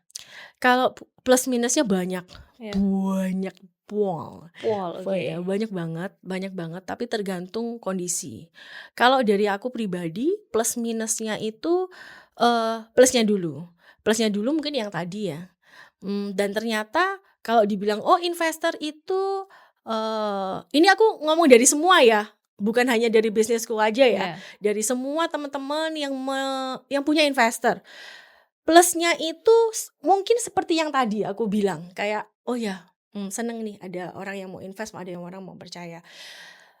Dan mungkin minus-minusnya itu adalah misalnya gini, ternyata janji-janji yang mereka berikan itu tidak sesuai dengan yang terjadi. Bisa aja kan, dan itu possible bisa terjadi juga. Minusnya lagi terjadi ketidakcocokan di tengah jalan, itu sering banget terjadi. Dan kemudian minusnya lagi kita nggak bisa lari kenceng kalau partnernya atau investornya itu tidak bisa memberikan kita ruang. Kalau aku cuman bisnis sama adik aku, kita beda gitu kan. Mungkin di satu sisi yang plus kita nggak bisa dapet, tapi yang minusnya kita bisa punya ruang, kita berani salah, Ya. berani ini. Kalau ada partner lain kita harus full Tanggung jawab responsibility, ya. betul. Tapi Oke. plusnya bagus, kita jadi rapi, tertata. Kalau kamu ditanyain kan kamu berarti kan harus mereport sesuatu. Berarti Ya. kita tuh kerja nggak asal-asal gitu. Terus kalau misalnya oh aku bisa ngasihin kamu networking gitu, biasanya kan kayak gitu ya, aku bisa ngasihin kamu ini, aku ngenalin ke sini. Tapi ternyata kalau dikenalin tok, tapi kalau kitanya nggak ngejar ya sama aja. Jadi sebenarnya kalau yang janji-janji yang seperti itu tuh balik ke foundernya sendiri, kamu mau fight nggak? Karena gini, ada pasti kan sebuah perusahaan venture capital, dia taruh invest ke let's say 100 brand, nggak mungkin 100 brandnya juga semuanya baik kan, pasti ada yang nggak. Nah itu kan pasti ada penyebab-penyebab di antara itu semua kan, gitu menurut aku. Tapi kalau misalnya aku mensuggest orang dapat investor, nggak, aku selalu tidak mensuggest orang dapat investor, meskipun aku punya investor. Kenapa? Ceritaku sama ceritamu tuh beda. Harus dibedah dulu. Kenapa? Kamu punya apa motivasi kamu? Kalau aku kan aku clear. Motivasi aku adalah waktu itu aku pengen punya backup nih. Aku merasa aku pengen punya validasi kalau aku itu bisa. Oh ini tuh bisa maju loh bisnisnya terus. Dan kita butuh sokongan itu, butuh exposure itu, sehingga ya udah aku mau. Meskipun exposure, dukungan itu sebenarnya bisa dari mana aja ya sebenarnya kan. Cuman aku ambil jalan itu kan, nggak ada yang salah, nggak ada yang benar kalau kita nggak coba. Nah jadi baik lagi kalau tanya, berarti aku butuh investor. Tunggu dulu. As long as kamu itu nggak ada di kondisi yang kayak aku, nggak usah. Enak loh jalanin bisnis sendiri, Nggak usah nggak investor. ada investor, itu juga enak karena aku juga ada usaha yang kayak gitu. Kayak usaha pabrik aku, agensi aku itu kan nggak ada investor kan. Ya. Jadi aku merasakan dua sisi nih. Ada di invest, ada yang nggak di invest gitu. Dan ya itu. Oh berarti founder itu nggak selalu menginvest ke Unicanya, I mean semua bisnisnya Unica Oh itu enggak ya? enggak, dia cuma invest di Dr. Soap-nya? PT-nya doang, ya di Dr. Oke, Soap-nya doang. I Dia nggak see. invest di pabrik, dia nggak invest di bisnis aku yang lain. Berarti nggak semua orang kedapatan investor tuh perlu ataupun seneng atau enggak ya, tergantung kondisi ya? Tergantung kondisi. Tergantung kondisi. Tapi ada my friend yang dia diinvest sama orang ratusan miliar, wah aku lihat dia hari ini sungguh luar biasa dan itu memang needs-nya dia. Oh. Dan dia bisa berhasil. Tapi ada yang diinvest ratusan miliar tapi motivasinya salah. Dia bisa nipu investornya, dia bisa nggak tanggung jawab, dia bisa melakukan segala cara sampai ya karena motivasinya nggak benar gitu. Jadi tergantung ya. Aku nggak bisa ngelihat oh investor sekarang itu banyak kurangnya. Banyak loh founder yang juga banyak kurangnya. Iya. Sama-sama lah, itu balik ke orang sendiri-sendiri. Iya. Jadi mikir ya, Mas Duta Group diinvest nggak ya? Wah, gitu. Selama Bu Tia sama Bapak Kevin masih Ya. bisa memperjuangkan, nggak usah. Nggak usah ya.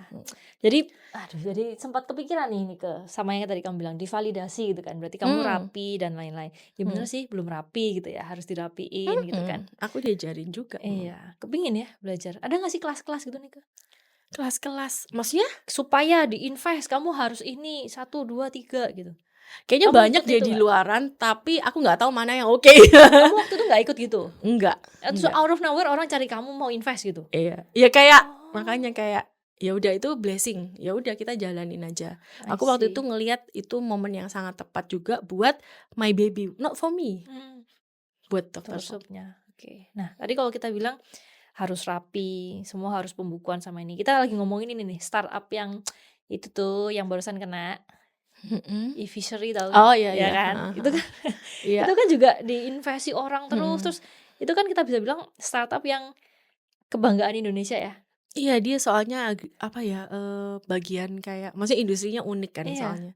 Kita terus waktu itu aku sempat ngomong sama Kevin, "Vin, kenapa ya startup semua Indonesia tuh semua down semua gitu loh, minus semua kan?" Kita bilang Tokopedia, kita bilang Gojek gitu kan. Akhirnya diakuisisi ByteDance, TikTok gitu kan. Oh ada kok e-fishery gitu. Ternyata baru ngomong gitu kan tahun 2024, 2025 ketahuan semuanya 2024 sih itu beritanya. Oh 2024 kayaknya ya, ada. ketahuan kalau ininya 2024 semua akhir. palsu dan lain-lain. Ini kan berarti integritas ya, ya benar kan? Menurut kamu kenapa sih? Atau kepingin gak sih kayak gitu? Maksudnya kepingin apa nih? Ya dipermainkan aja supaya investor happy gitu. Oh, ya kalau aku sih enggak sih Tia ya. Kalau aku sih gini, kita ini manusia ya. Ini kalau ngomong tentang value hidup ya, balik lagi. Kita ini manusia biasa, datang ke dunia nggak pakai baju apa-apa, tidak bawa apa-apa, mati 1 kali 2 nanti juga nggak bawa apa-apa. Jangan bikin susah hidup orang. Jangan bikin hidup orang susah. Iya. Dan maksudnya gini, jangan sampai aku percaya juga kayak tabur tuai gitu. Apa yang kamu tabur itu yang kamu tuai. Dan aku juga percaya aku melakukan sesuatu itu bukan aku aja yang lihat, tapi aku punya anak-anak. Aku punya keinginan untuk legacy aku tuh terus ada gitu. Suatu hari mungkin Unika Selomid ini tidak ada lagi di dunia ini.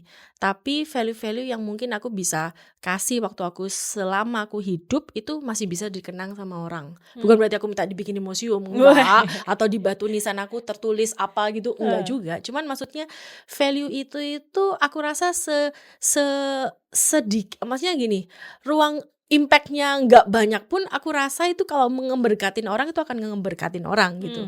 Nah balik lagi kalau cerita yang tadi tentang teman kita yang ini e-fishery itu aku sebenarnya nggak terlalu ngerti cerita lengkapnya seperti apa, karena gini, di media aku juga belajar jadi orang yang bijak ya, ini karena bukan experience ya, pengalaman hidup.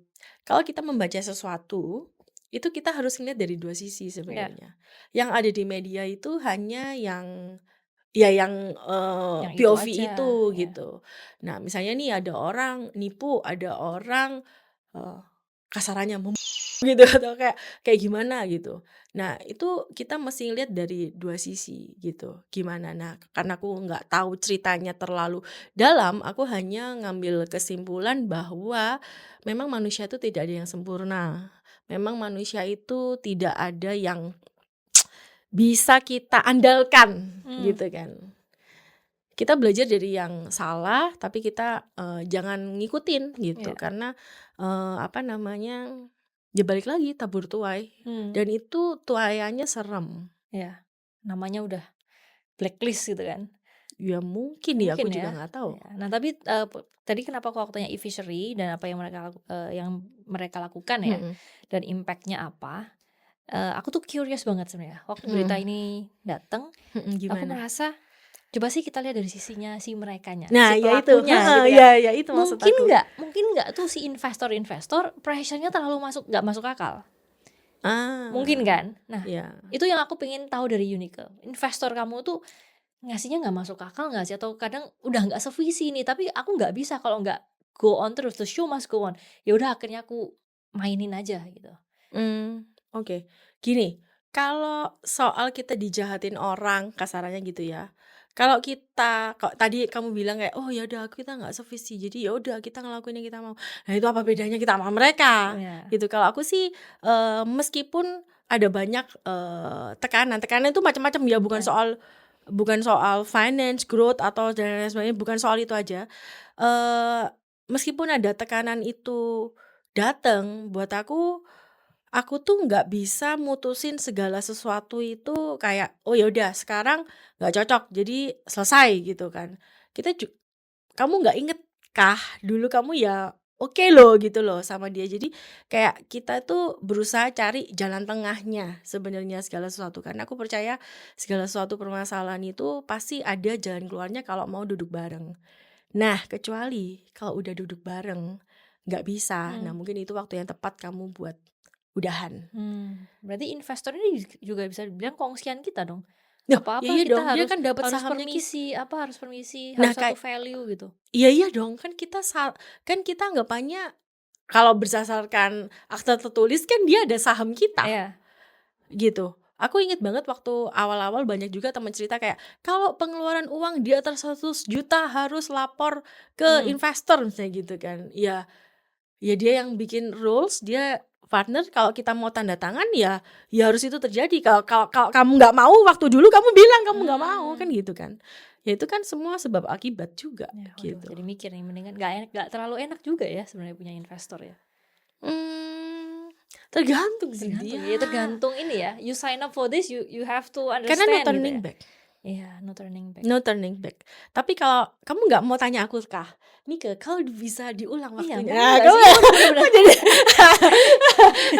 Kamu kalau bisa diulang nih, mau nggak sih joinan sama investor? Kalau aku bisa diulang, tapi ini bukan berarti aku gimana ya. Tapi kalau waktu bisa diulang, mungkin nggak. Mungkin nggak.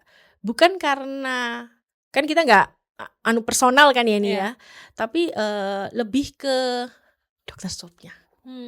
Aku ngelihat sebenarnya mungkin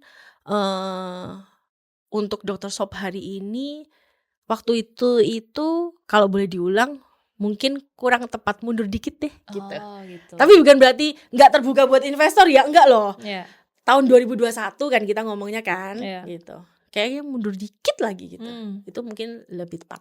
Oke. Nah, dari tadi kita ngomongin tentang integritas, ngomongin tentang fraud dan lain-lain. Nah, aku sempat ngelihat Unique sempat ngepost nih, dunia perskincarean tidak baik-baik saja gitu kan. Iya. Itu teman-teman semua pada ngepost itu sih kan soalnya. Apakah ini kena dampaknya?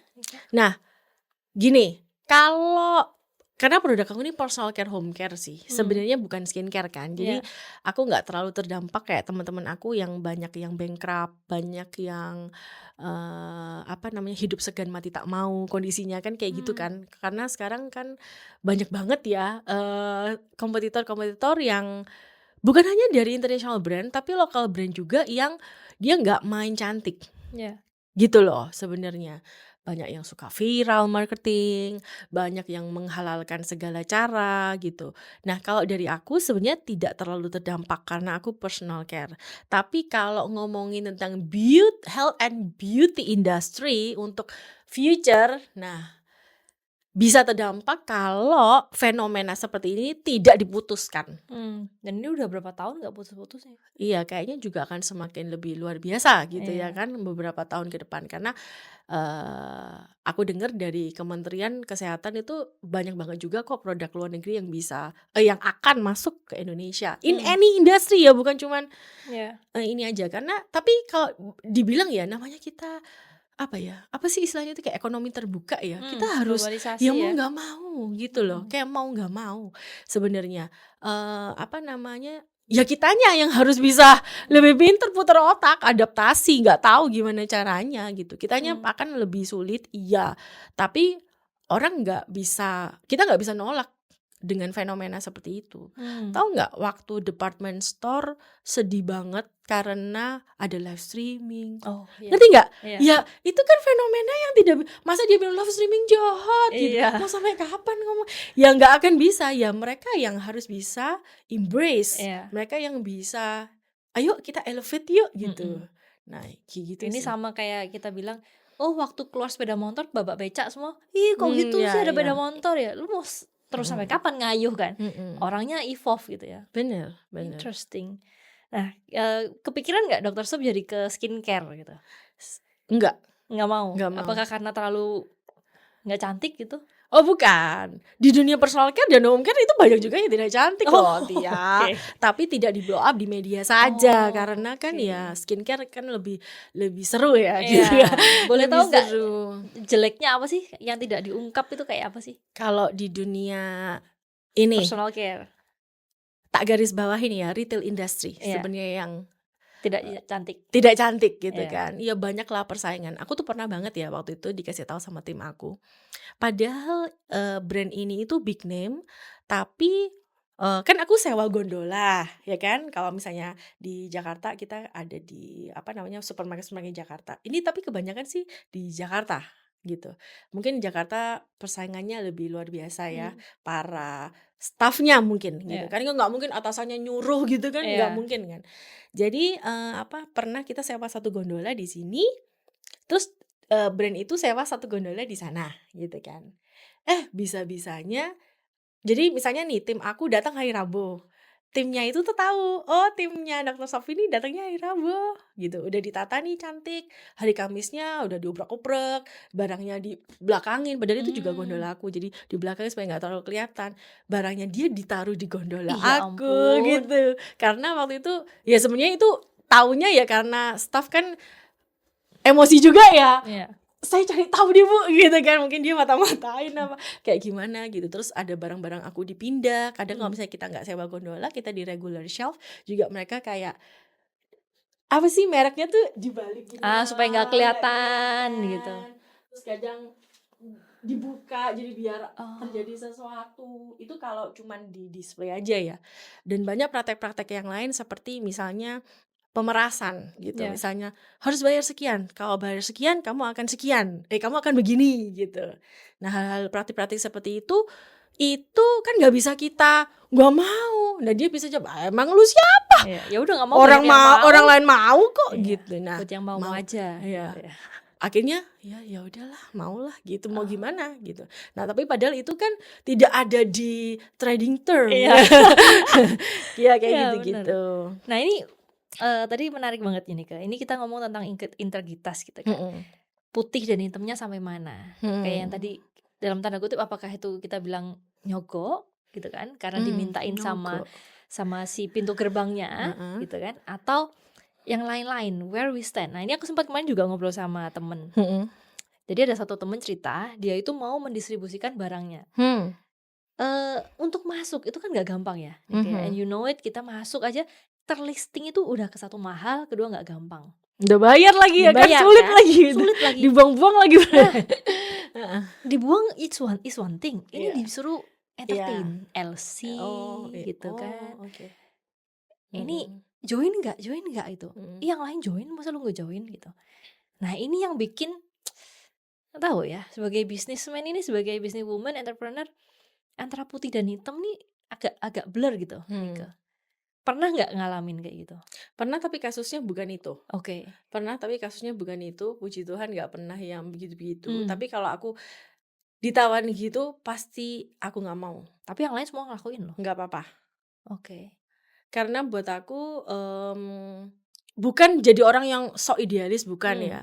Tapi aku takut sama yang di atas. Kayak maksudnya karena gini, sekali aja kita mau kompromi, kita akan ada kemungkinan nextnya kita dulu juga nggak apa-apa. Jadi kayak kita akhirnya kita menurunin value kita sendiri. Ada beberapa banyak rules yang aku kasih culture ke tim aku. Dan mungkin bagi sebagian orang kayak harus tak kayak gitu gitu, harus kayak gitu ya. Ini value-nya kita gitu. Ya udah ya mereka harus ngikutin gitu.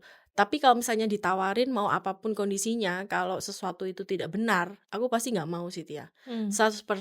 Lebih baik aku dicap orang bodoh daripada aku ngelanggar apa yang Tuhan suruh di hidup aku gitu loh. Maksudnya kan kita kalau jadi orang kan harus ini ya, harus nurutin apa kata penciptanya seharusnya. Tapi memang pasti di dalam dunia bisnis itu tidak ada yang bisa sempurna 100% hitam, 100% putih. Tapi balik lagi, pasti kita bisa nemu ya, minta hikmat aja, minta gimana ya caranya biar kreatif, biar bisa, biar ini. Aku di-betray orang juga banyak banget. Banyak banget. Mau bales juga buat apa? Banyak orang yang ketemu sama aku kayak, "Kamu kok nggak bales?" gitu. Aku pikir, ya udah nggak usah. Balasan itu dari Tuhan. Aku mau bales pun loh, pertama ngejelekin aku juga, ya kan? Terus apa bedanya aku sama dia? Terus ya gitu. Mendingan nggak usah. Dan untuk hal ini aku seneng banget semua tim aku dan partner aku setuju soal ini. Investor Maksudnya, oke. kalau untuk hal kayak gitu Iya. biasanya investor nggak tahu. Maksudnya partner aku tuh adik Oh. aku, suami aku itu mereka se-value sama aku. Oke, masih oke lah ya. Mm-mm. Aku bayangin, wih gila kalau gue punya investor, terus investor aku kayak pokoknya growth, menghalalkan segala cara, pokoknya growth gitu kan. Mau entertain ya, lu entertain lah gitu. Nah ini yang mulai jadi takut nih. Enggak. Enggak ya, Enggak. oke. Karena Masih dia mungkin juga tahu aku strict soalnya kayak gitu-gitu juga. aman lah ya. Jadi nggak pernah ditanyain ya. Oke, nah Bukan. ini aku nyerempet dikit nih Nike, karena yang hadir di sini bukan dokter supnya tapi Nike-nya kan. Sedangkan topinya Nike ini kan banyak. Yang tadi kamu bilang nggak cuman co-founder, ada istri, ada anak juga, ada sister juga, ada atasan gitu. Nah kalau kita lihat Unika ini juga marriage counselor, bener ya? Iya, Ini benar-benar. gimana nih? Kenapa ini? Ceritanya ya. Iya. Jadi aku tuh jadi gini, awalnya aku kan Christian, jadi aku gereja di satu gereja dan di sana itu aku salah satu ministrinya itu. Oke. Gitu, menjadi relationship and marriage counselor. Jadi orang-orang yang lagi pacaran, orang-orang yang lagi mau menikah itu biasanya ikut kelas. Nah, yang ngajar itu aku sama suami aku.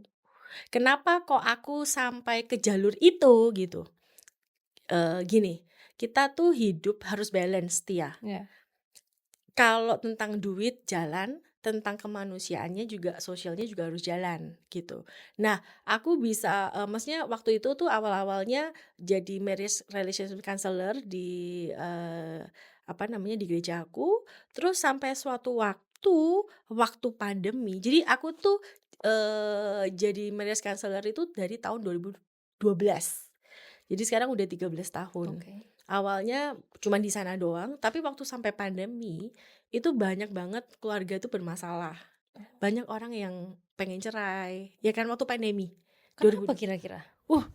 Masa sih nggak tahu dia? Aku tambah mesra sih. Oh iya, ya bagus. I'm happy for you. Karena banyak yang enggak.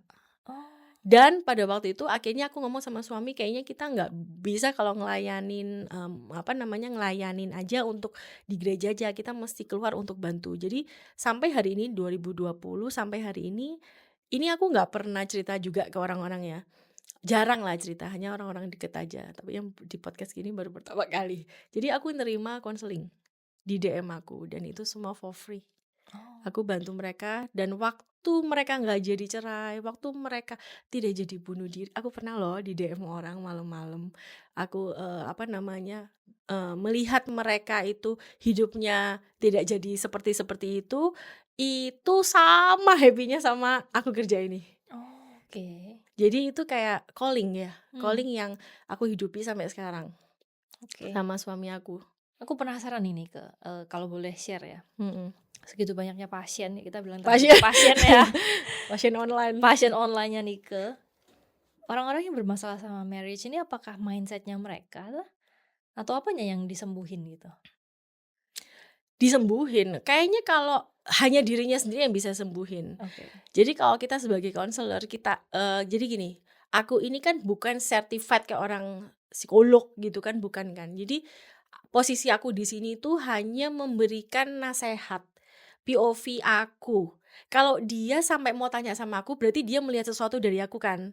Nah, sehingga waktu aku ngomong, dia bisa mempertimbangkan saran aku. Oke. Tapi aku jadi gini, aku juga ngambil beberapa kelas tentang konselor.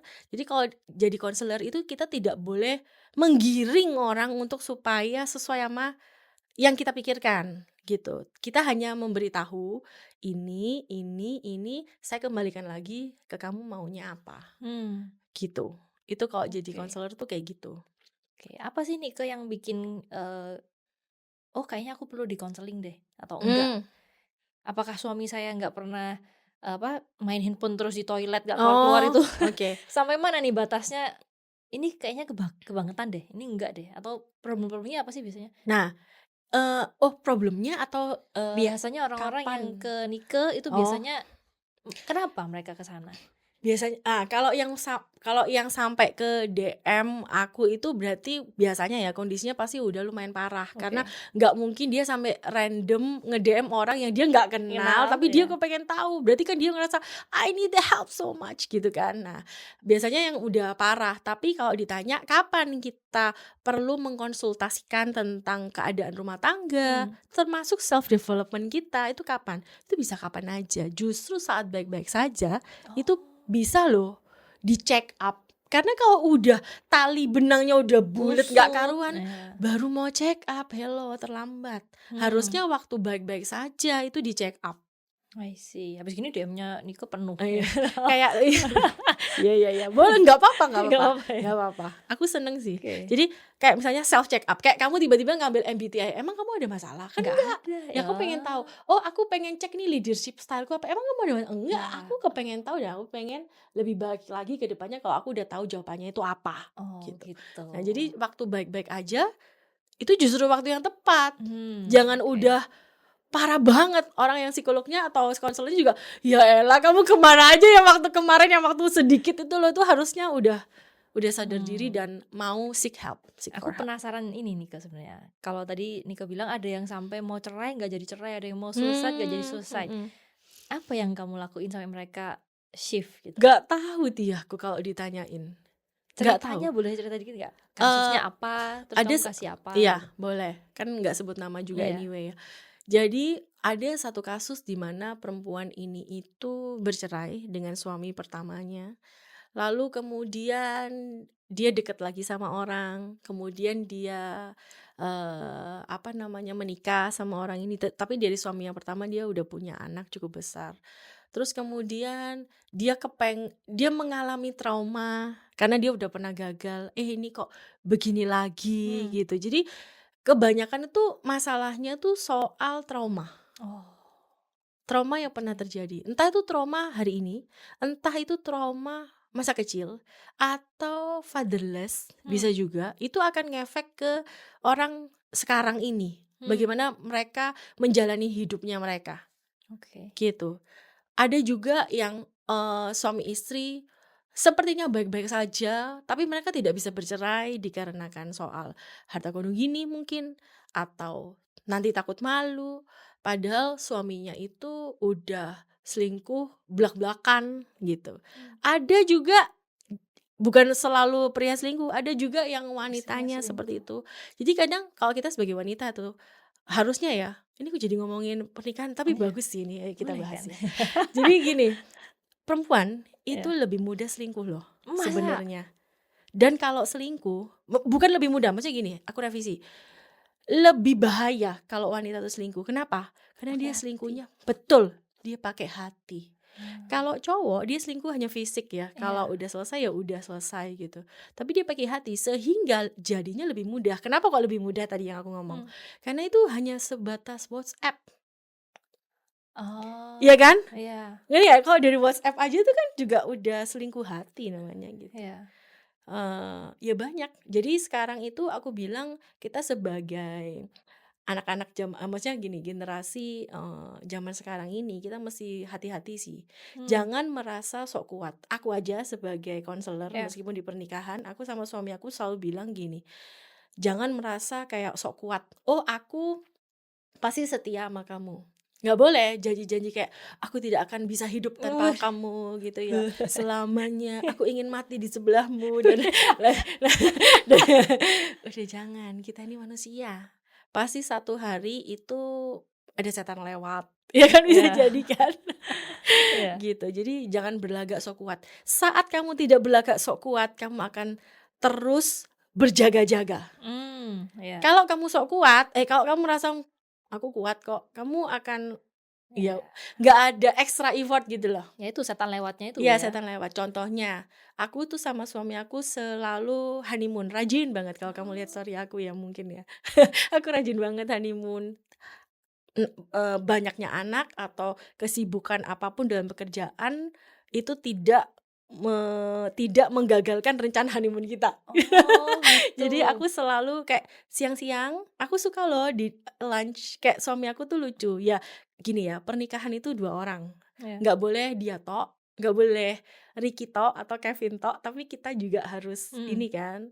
Terus kadang-kadang dia suka gini, kayak kamu sudah makan. Nah, pertanyaan-pertanyaan kayak gitu itu meskipun 15 tahun pernikahan, aku ngerasa itu masih diperlukan gitu.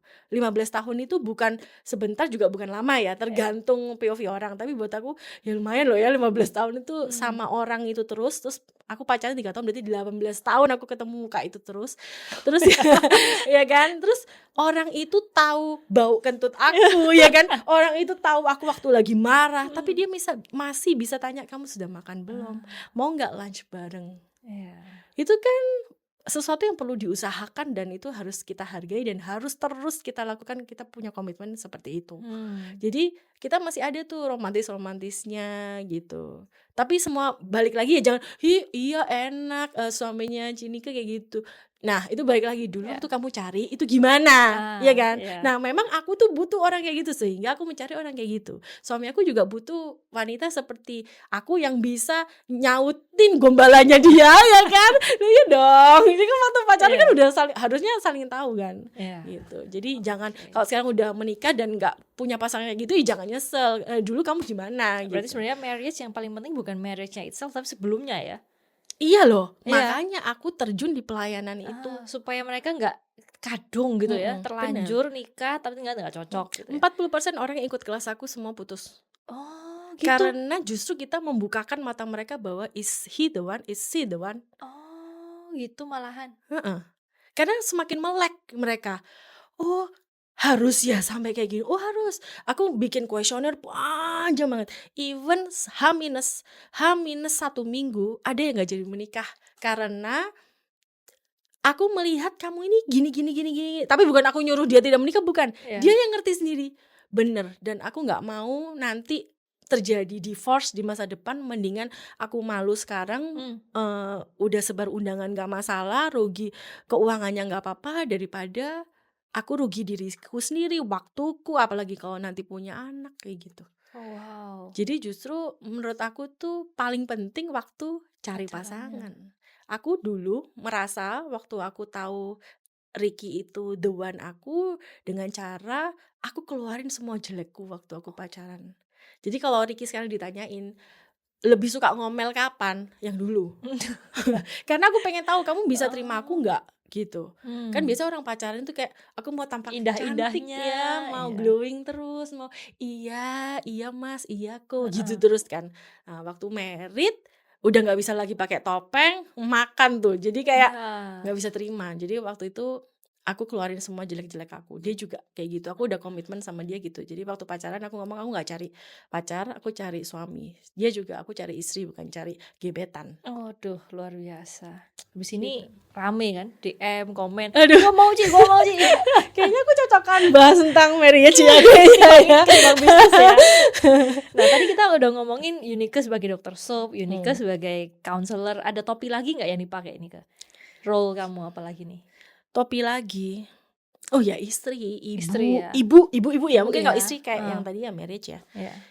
Ibu, Ibu ya. ibu. Nah, Ibu itu adalah satu status yang sangat amat aku banggakan sampai hari ini. Kalau ditanyain orang aku selalu ngomong, "Aku housewife loh, aku mom." Jadi kayak ya tapi dipercayainnya jadi business owner. Itu kayak status tambahan, tapi status aku pertama buat aku pribadi itu menjadi seorang istri Ibu. sama ibu. Nah, tapi kelihatannya kalau misalnya kita lihat Unique ya, Dr. Soap, marriage counselor, ibu, your first job ever kan, jadi ibu Mhm, gitu yang mhm. kamu paling pegang. Tapi kamu masih senang banget bantu UMKM, muncul ini kenapa gitu? You need projects gitu kan? Kadang ya dari UMKM itu juga nggak selalu kita duit loh, karena kalau misalnya misalnya nih aku di-hire company gitu ya, misalnya nih katakanlah dapat sekian itu kalau aku bandingin sama aku kerja dokter Sop dengan waktu yang terhilang itu worth apa nggak worth sebenarnya. Tapi gini Tia, aku juga nggak tahu ya kenapa ya, calling orang kan lain-lain. Iya. Aku ini memang suka banget ngajarin orang, Hmm. suka banget ngonselingin itu sebenarnya sama UMKM itu konseling loh. Jadi gini ya, kalau sama UMKM kadang pertama kita ngomongin bisnis, lama-lama kita ngomongin tentang hidup dan semua itu bisa masuk tuh di sana, calling aku. Jadi kalau UMKM itu aku ngerasa gini, aku kepengen kalau aku yang dulu, balik lagi ya, aku tuh dulu orang tuanya begini, aku dulu begini, aku sulit gini gitu, harus mulai dari awal. Itu aku bisa hari ini dan kalau aku ketemu orang-orang yang seperti aku Nike tahun umur 20-an itu segitu banyak, ya aku harus ngajarin mereka supaya mereka dapat shortcut way-ku, mereka nggak ngalamin kesulitan, kegagalan, dibohongin orang, ditipu orang, uangnya hilang dan lain sebagainya seperti aku. Jadi kayak aku nggak mau, ini bukan sok baik bukan, tapi maksudnya gini, eee aku pernah ada satu minti aku, baru aja dia chat, tapi yang cerita kasus kayak dia tuh banyak. Dia barusan chat, dia ikut salah satu apa ya istilahnya ya, perlombaan gitu ya, perlombaan bisnis. Terus dia menang dia jadi finalis gitu. Terus dia seneng, dia WhatsApp aku bilang gini, "Aku terima kasih banget sudah diajarin sampai aku bisa jadi kayak gini. Dan gara-gara ide kamu, omset aku naik 7 kali lipat." Wow. Aku mikir gini, satu sisi, pasti kan seneng banget kan denger, karena aku love language-nya words of affirmation. Jadi aku diomongin kayak gitu tuh aku seneng karena aku merasa lebih hidup gitu loh. Terus satu sisi aku mikir lagi, kok omset aku nggak naik 7 kali lipat? Yang ngajarin gitu ya. Tapi aku ngerasa gini, kenapa kok seneng ya? Dia kok bisa gitu ngelakuin apa yang aku PR itu, terus dia bisa sukses gitu. Aku itu tipe orang yang nggak takut orang sukses. Maksudnya nggak takut ngajarin orang yang bahkan even jauh lebih sukses daripada aku gitu. Karena buat aku kalau lihat banyak orang sukses, kamu tuh happy loh. Maksudnya mentalnya bukannya kayak gitu daripada kamu sukses sendirian di atas gitu. Gitu. Jadi banyak banget sih Tia cerita-cerita kayak gitu, dan kenapa sampai hari ini aku kalau diundang, entah itu jadi narasumber, entah dibayar atau tidak dibayar, pro bono atau enggak, kalau itu untuk kemajuan UMKM gitu ya, aku happy, aku mau, aku pasti terima. I see. Karena aku ngelihat itu bukan duit yang aku terima waktu transferan, tapi beyond itu. Aku pernah loh ketemu sama orang yang udah jadi minti aku itu mungkin 4 tahun. Jadi aku kenal dia mungkin 4 apa 5 tahun yang lalu, dan sampai dulu jadi minti, sekarang jadi temen. Dan bayangin nggak, aku punya pabrik chemical.